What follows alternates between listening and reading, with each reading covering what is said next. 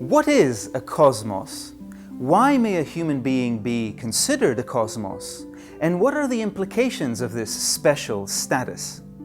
In this tutorial, we will see that one of the important implications of this status is that we can learn by seeing ourselves reflected in other cosmoses. This echoes the ancient saying of "as above, so below, and as within, so without."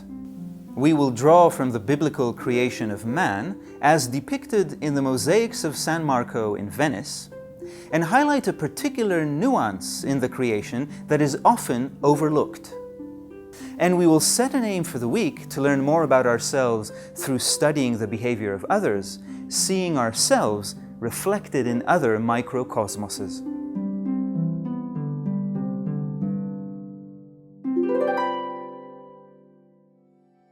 God created man in his own image, says the book of Genesis. This divine image can be found on all levels and is the hallmark of a cosmos.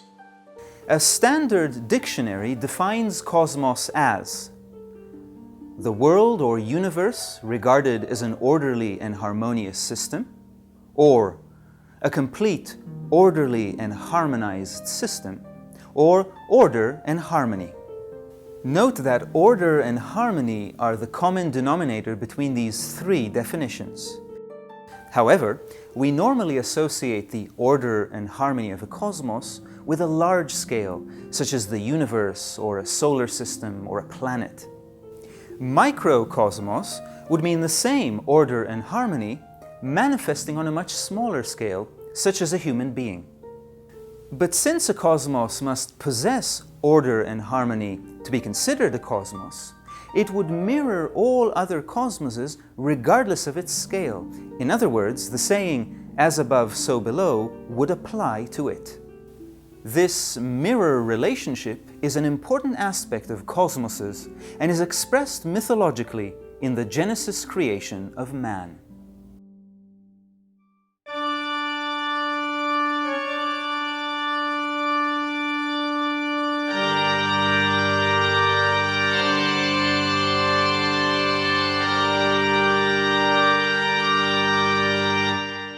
And God made the beast of the earth after his kind, and cattle after their kind, and everything that creepeth upon the earth after his kind. And God saw that it was good. And God said, "Let us make man in our image, after our likeness."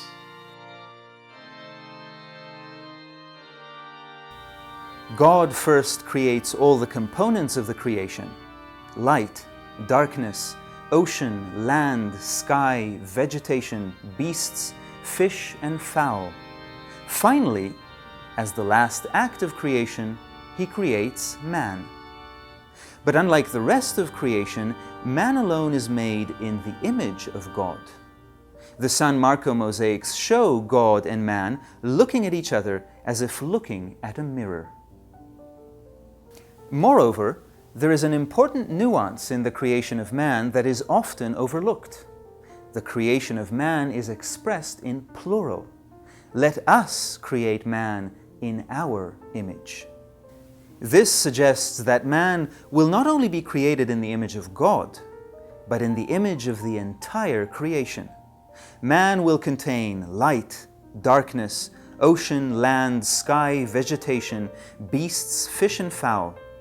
Although only a small part of creation, man will nevertheless reflect its entirety. He will be a microcosmos. And above all these, man will contain an inner God. For what God is to the biblical creation, master is to the microcosmos man. This is an important point. According to the Genesis creation, man is created with a higher part already present.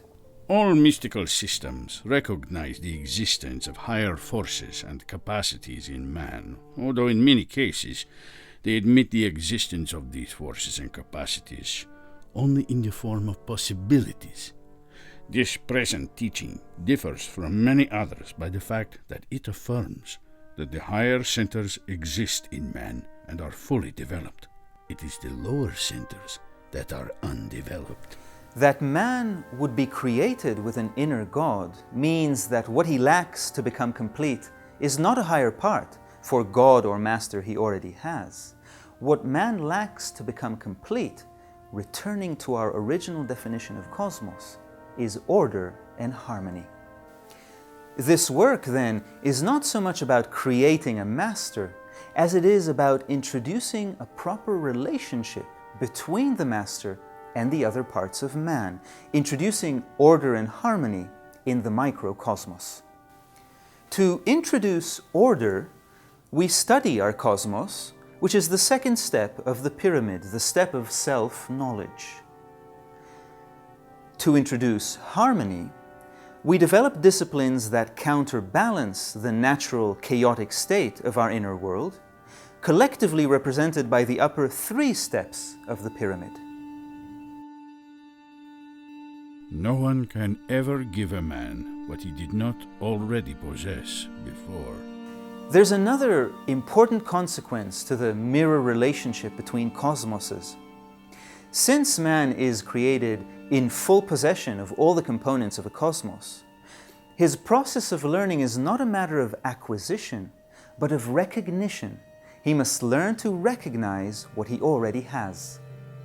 In this respect, no one can teach a man what he did not already know, which is why these tutorials teach by reflection. For example, the tutorial on the many eyes helped us see our inner landscape as a multiplicity by reflecting it off of Bruegel's painting of Jesus preaching to the multitude. The tutorial on self-observation helped us see the appearance and disappearance of the light of self-observation by reflecting it off of a sunrise in nature. The tutorial on payment helped us study the difficulty of greeting the unexpected by reflecting it off of the story of the hospitality of Abraham. We could not learn from myth and imagery if we did not already possess their counterparts. But because we do, because we are microcosmoses, we can learn through reflection.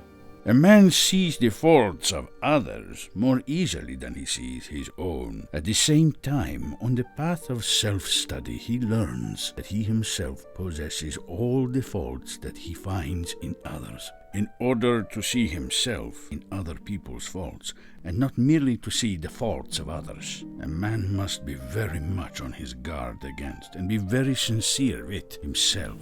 Finally, moving from theory to practice, this mirror image principle of learning through reflection is not exclusive to myth and imagery. We can see ourselves just as well reflected in others, in other microcosmoses. This holds especially true for manifestations that we dislike in ourselves. We see them much more readily in others, provided we have the aim to do so. This requires being on guard. The negative emotion of judgment will prevent me from making this connection. The attitude behind judgment is that I would never do what I'm seeing somebody else do and judging them for it. This wrong attitude contradicts the principle of a cosmos because I could not detect the faults in somebody else that I did not already possess in myself. Which brings us to this week's exercise. We will aim to find in ourselves the faults we observe in others. When we are irritated by someone else's behavior, someone speaking vainly about himself, or someone talking too much, or someone pushing in line, we will aim to find the same behavior in us within 24 hours. In this way, we will be wisely learning through reflection, living up to our special status of being a microcosmos.